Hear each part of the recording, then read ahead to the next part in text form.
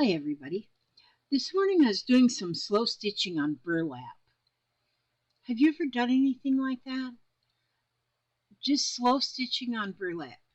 I still want to now go with, I'm going to take some blues and I'm going to go up at the top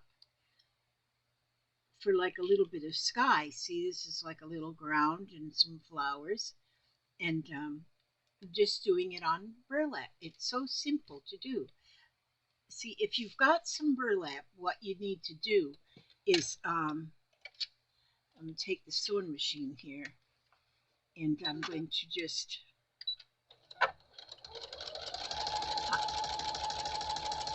I'm gonna just sew. Hang on and I'll show you what I'm doing.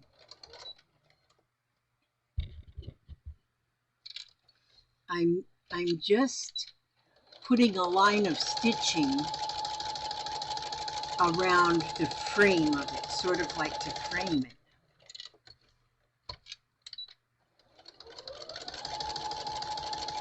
And then once you get this stitching around the frame, just a row of stitching, and that will keep it from fraying off too far.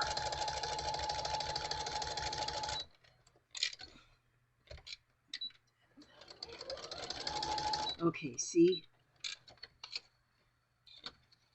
So then, see how it's frayed then along the edges here? How it's frayed along the edges? Well, now what you'll do after you stitch it, then just go ahead, because this will just, because it's burlap, you just pull those threads off like that, and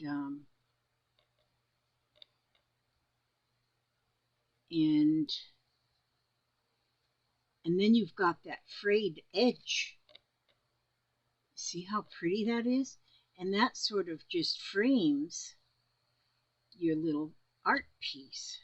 I mean, it comes off of there quickly.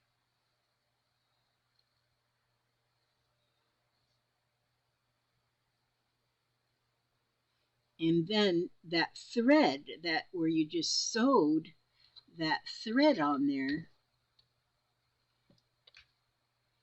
it let me cut that piece right there, cut that thread off of there, and see, there we go. Now see, that's every bit. Well, maybe I can get another. Oh, I see it. It goes down there, that thread holds it. Okay. Then the whole thing is it won't go any further than that stitch. See, you can't fray it any further than that where you put that line of stitching, and then there you got like a frame. And so, and here I went with just different colors of green. I have this this was sent to me. This is wool. It's actual wool, and it's old. It's Methuselah. In fact, it pulls apart. Well, that one isn't going to pull apart, but a lot of them have pulled apart already that I've used. And but so it will work. Oh, it doesn't want to pull apart. Okay, but it's really old. It is called embroidery wool, all virgin wool, 2.5 yards. This is, where's I put that tag? Some of them have got a little tag on them.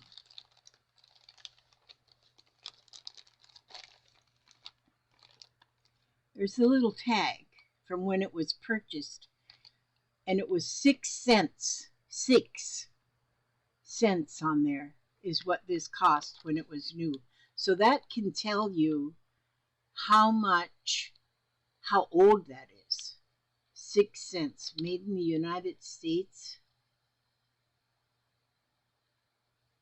Oh, 7.5 yards.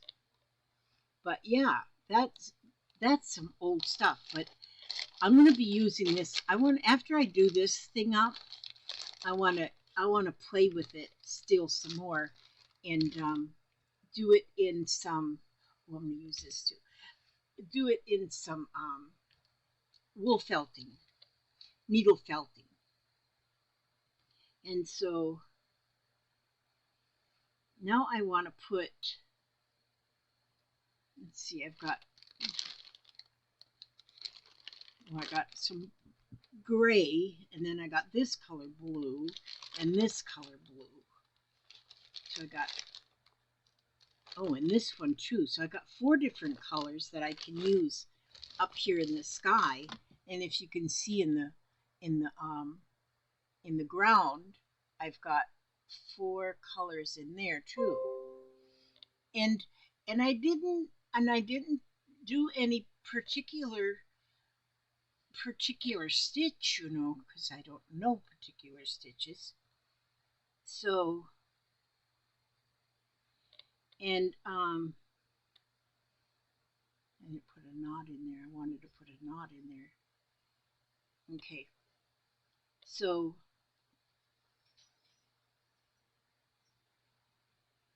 and then I don't go in a straight row or anything. I just kind of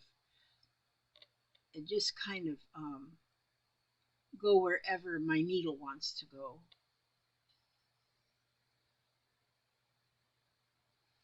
And just get that in there. Just get that color in there. And it's like you're using a paintbrush, but instead you're using like a needle for a paintbrush.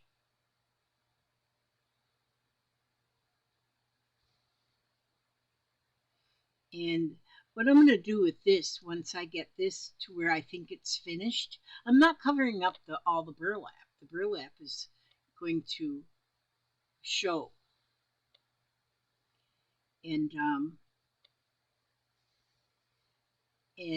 then I believe I'm going to put this on the snippet roll I was using yesterday, working on yesterday.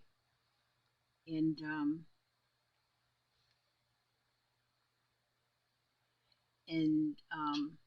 yeah, that's what makes me just be at a loss for words anymore. I don't know. And so, but see, you don't have to do anything, in my humble opinion anyway. You don't have to do anything like that. You have to have a stitch. Like these flowers down here, I just put them there. They're not any, like, first I thought I'd do like what they call a daisy stitch in embroidery, but then I couldn't remember how it went. So I just put stitches and make a flower. Maybe it's a daisy, maybe it's not a daisy. And so it's just a flower. And see, so now these stitches here are just going wherever they end up. Just wherever they end up is where them stitches are going to live. And as you can see, there's no rhyme or reason to the stitches. They're just going in there.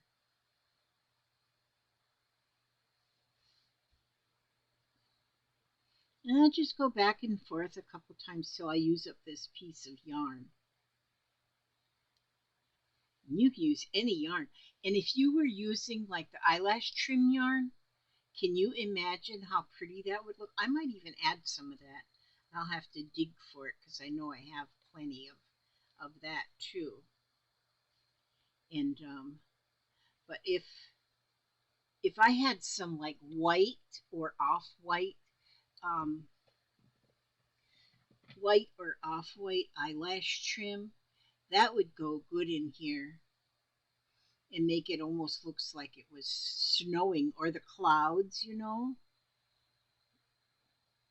either way. So see, now I've used up almost this whole piece of darker blue.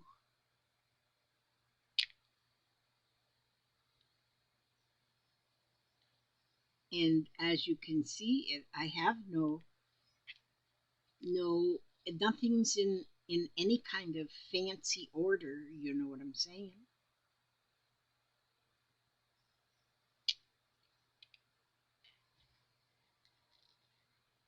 And I like doing things that you don't have to have any rules to follow, any direction to follow.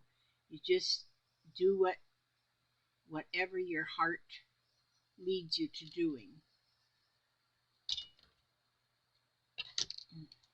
Not even worrying about tying that off at the end because this whole thing is going to get stitched inside my.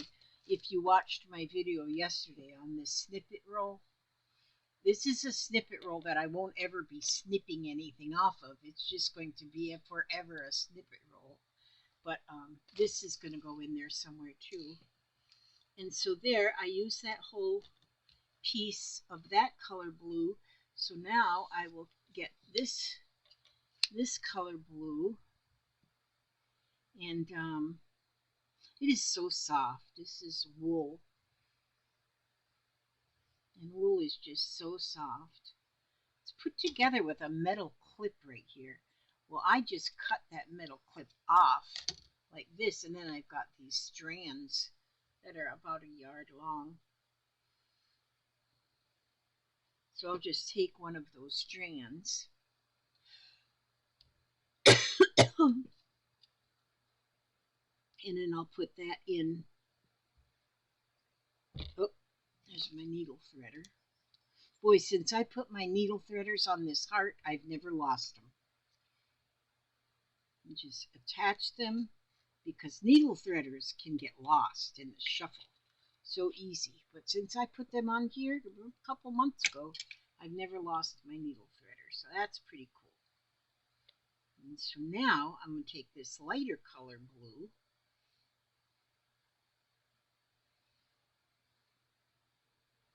and I'm just going to just sort of intertwine it in between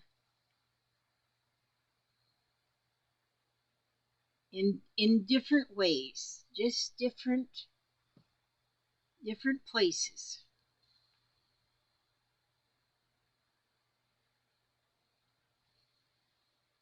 So it's just in and out, and it just kind of mixes in there, almost how you would do paint if you want paint to sort of blend all together. Then you can do that same way with just the yarn, with any kind of yarns or threads or whatever. And because this burlap, the weave is so loose in there, I believe I could even if I had a thin enough, narrow enough piece of fabric, I believe I could even use the fabric. And another thing on this too, if you're doing something like this, you can do couching on it. And and that would be another idea, another something that you could do. But I'll just use this lighter blue now, and I'll just keep going with that, making a little bit of a line of a sky. And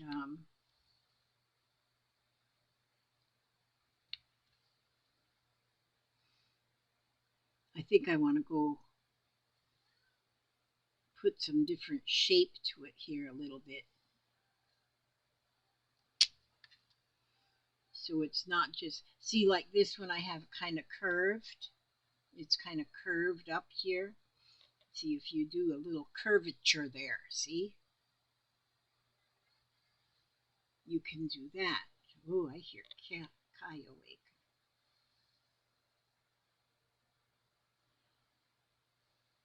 She's calling her mom. Kai is so cute when she wakes up. She won't cry or nothing. She's in her crib and she just starts calling mom. And then or she'll call dad or she'll call sissy for somebody to come get her out of prison. She doesn't cry. I'm telling you, she just never cries. She's such a happy little girl. I mean, she does cry. Of course she cries. But she's such a pretty little girl.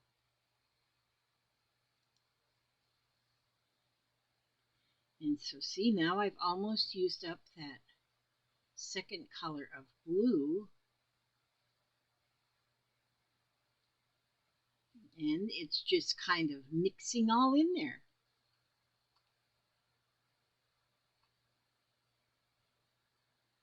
Just mixing all in there. That's what I want. I just want it to blend. You just start blending together.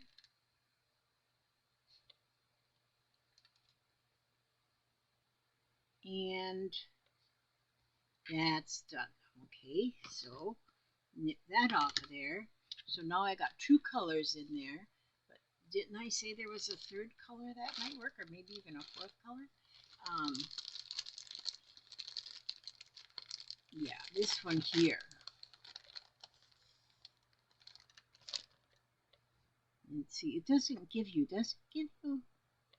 No, it just gives you a color number. It doesn't give you what they want to call the color. Back in the day, when they dyed wool, it would all come in a dye lot.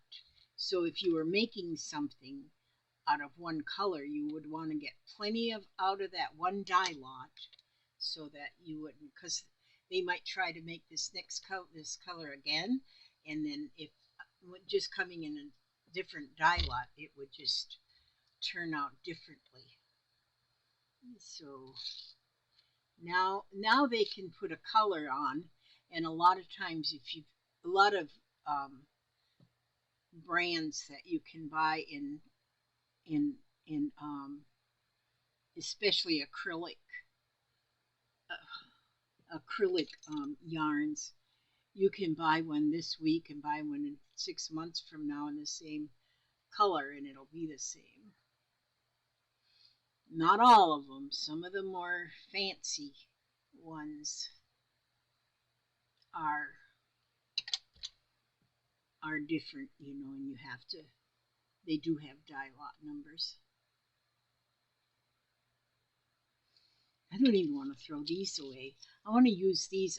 These are going to go in one of my journals just to keep Brucilla, because it's so old. And then I'll save that the tags that I have too.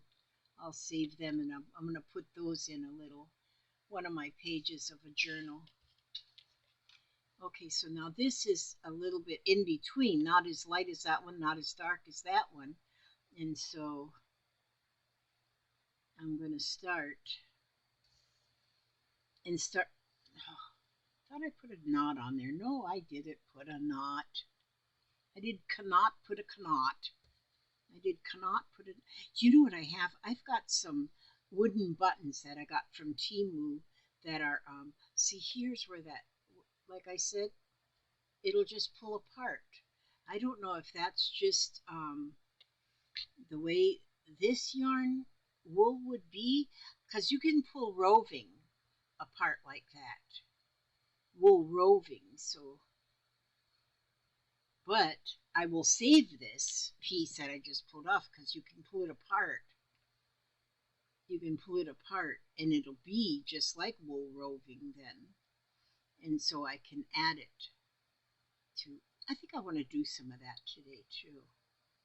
I could maybe even put I think I might do that. I might even put some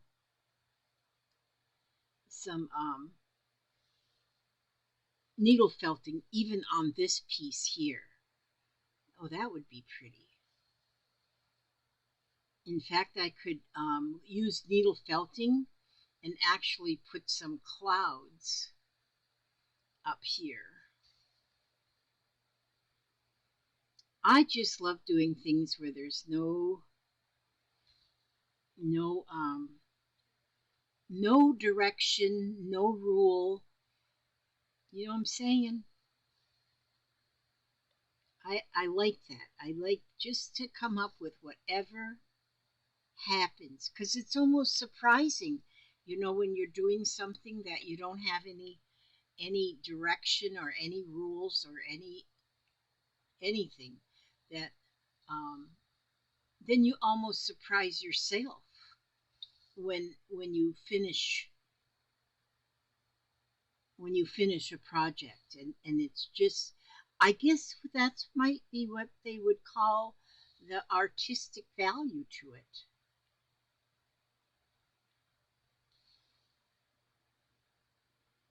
But yeah, it could be. Yeah, I do believe the only rule here is you got to cut you a piece of burlap and be sure and put that stitch around so that it doesn't, otherwise these pieces will just keep coming out. But as long as you got that stitch around, um, then they won't. If you don't have a sewing machine, you can still do it by hand, put a stitch around by hand, and you may even be able to use some sort of glue to make a strip of glue around that, and the glue, you just put it inside enough to where you have enough space to unravel the edges.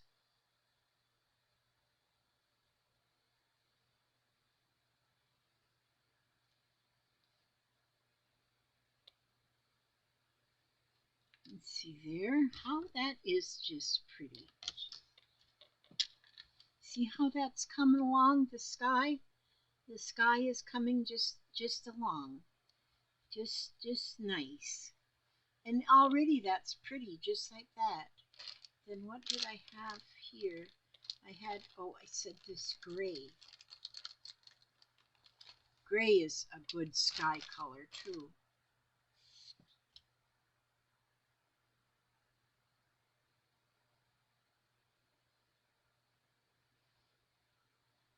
So I'm going to get this one cut. See, it's put together with like a metal clamp right there. This is the first yarn I've ever had that had like a metal clamp holding it together. But but then once you cut it there, it gives you the perfect size to put on. Well, unless you're going to crochet or something with it, well then you would have to very carefully get that clamp off. But it's very, the yarn itself is very, it's fragile. Now I don't know if it's fragile because it's old or if it's just normally that fragile. But but they do call it in embroidery wool. So I think because when you do embroidery, you don't want a real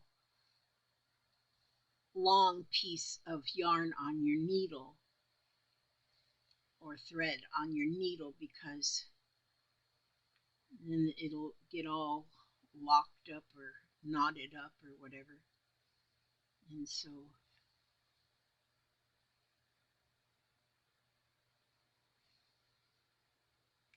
yeah, I think I do want to do some needle felting on this too. And if you're doing something like this, you're just doing it for yourself. You're just doing it for yourself. We all need our own time, our own space that well, I do anyway. I need space sometimes. I just want space sometimes. And I need my alone space, and I can't just sit and do nothing. I have to have something to do.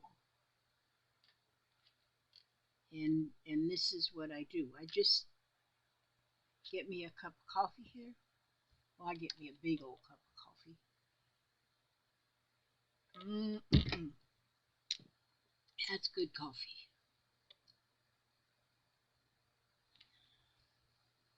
need to probably go get something to eat. My blood sugar was 72 this morning. I got a feeling when I go back to the doctor on the 20th, he's going to let me come off some more of that diabetic medicine. And I'm doing good, I think. My numbers are always good. Oh, see right there now, it's coming thin. It wants to pull apart there. But that's okay. We're just going to keep going. Just keep going here.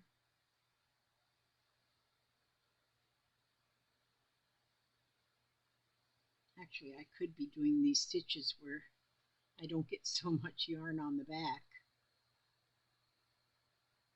But I keep going in different directions, so it's okay. I got so much yarn here that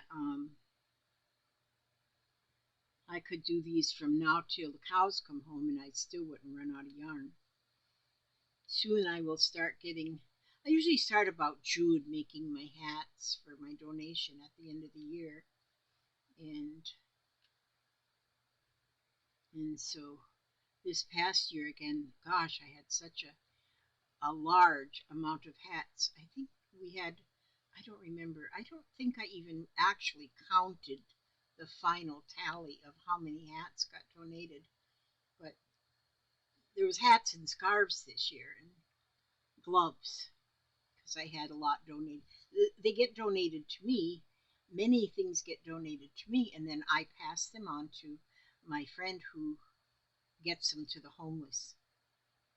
And so, but I usually, I think I had about 150 this year that I donated. It feels so good to donate.